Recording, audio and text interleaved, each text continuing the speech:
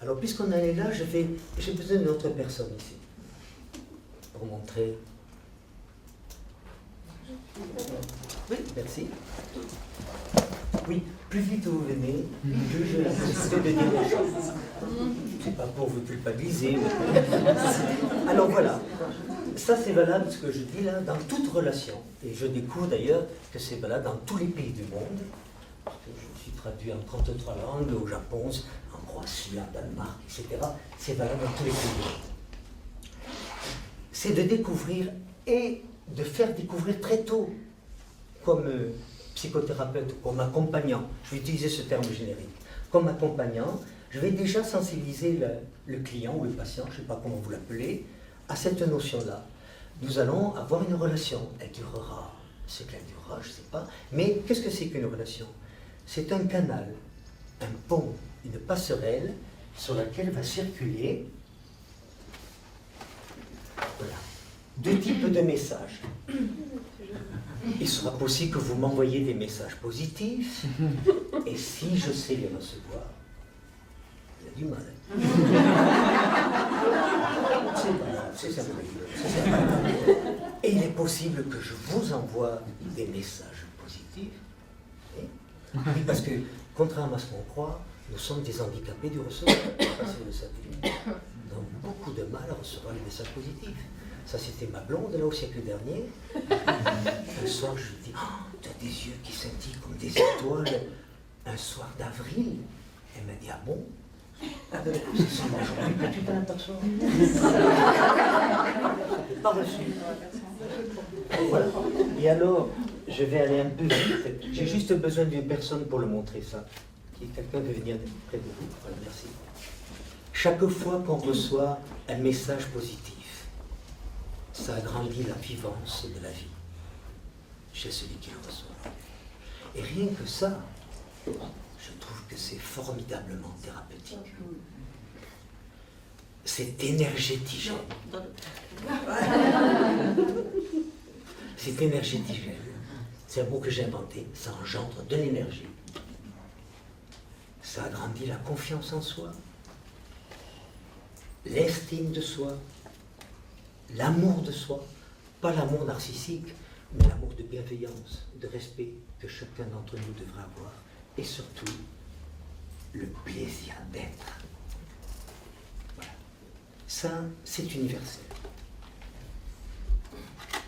Donc je vais sensibiliser cette personne sur la nature de la relation que je vais lui proposer. Voilà. Et donc dans sa vie, elle aussi, elle doit savoir que vis-à-vis des autres relations, papa, maman, son mari, ses enfants, etc., ses collègues de travail, chaque fois qu'elle recevra ou qu'elle enverra un message positif, ça agrandira la vivance, l'énergie, l'estime de soi. Voilà, donc je commence à faire passer ce message. Et c'est valable aussi entre nous. Si vous m'envoyez de temps en temps, ça agrandira aussi. Je ne suis pas là pour ça et vous ne me payez pas pour ça, pour agrandir ma vivance et mes énergies. Mais c'est ce qu'on appelle les bénéfices secondaires de la psychothérapie. Et la vivance du thérapeute, ça l'évitera tout à fait. Donc ça marche dans les deux sens. Mais, et vous le savez comme moi, on n'envoie pas que des messages positifs, on envoie aussi des messages toxiques, des messages caca. Plus souvent qu'on ne le croit. C'est terrifiant. Si vous ne me croyez pas d'ailleurs dans les relations conjugales ou familiales, mettez un magnétophone un dimanche matin, fermez-le le soir, vous allez être atterré. On ne s'entend pas les dire. On ne s'entend pas. T'es pas fort, non, tu ne penses pas. Mais qu'est-ce que t'es égoïste? Tu ne peux pas prêter ta poupée à ta soeur, écoute, elle ne va pas le manger. On dépose sans arrêt. Et chaque fois, on la sensibilise.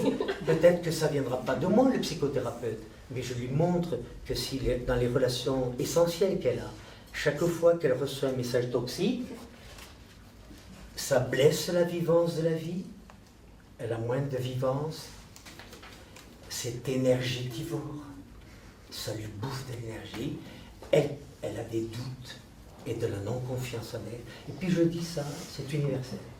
Vous savez que mon utopie, c'est qu'un jour ce schéma figure dans toutes les salles de classe de l'école maternelle, pour que les enseignants sachent que chaque fois qu'ils envoient un message positif ou un message négatif, on perd l'estime de soi, et ça marche dans les deux sens. On est dans le désamour de soi, et on est surtout dans le déplaisir d'être.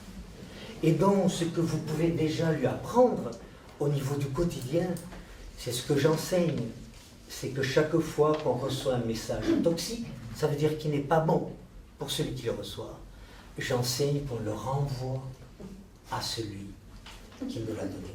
Et c'est pour ça que j'appelle ça l'éthique thérapeutique minimale. Dès le début d'une relation, un psychothérapeute devrait dire « Je peux être fatigué, je peux ne pas entendre tout à fait, je peux avoir un geste, une parole, une interprétation, etc. » qui peuvent être très équivalentes pour vous d'un message toxique. Si c'est le cas, ne quittez pas le cabinet sans m'avoir restitué symboliquement le message que j'aurais pu déposer sur vous. Et ça donne une confiance extraordinaire. Elle n'aura peut-être pas plus de vivance, elle maintient sa vivance, elle maintient son énergie, elle maintient la confiance, l'estime de soi, etc. Je ne sais pas si ça vous parle. Voilà, pour moi, le b.a.-ba qu'on pourrait introduire, voyez, c'est de montrer déjà le fonctionnement, pour que, à l'extérieur du cabinet, dans sa vie au quotidien, alors, elle n'ose pas. Elle pratiquera ce qu'on appelle la répression imaginaire. Oui, mais si je fais ça, mon mari va me taper dessus, va penser que je suis folle, que je suis dans une secte. Vous connaissez toutes ces choses, etc. Ou j'aurais peur de ma mère à 82 ans, enfin, je ne vais pas quand même lui restituer tous les messages négatifs qu'elle a déposés sur moi. Il y aurait 3 wagons. On pratique la répression imaginaire. Ok, mais si vous ne le restituez pas, vous avez ici une bombe à retardement. Oui, vous avez une bombe à retardement. C'est l'origine de beaucoup de somatisation. L'engrangement de trop de messages toxiques.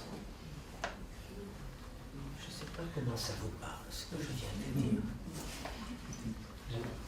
Merci.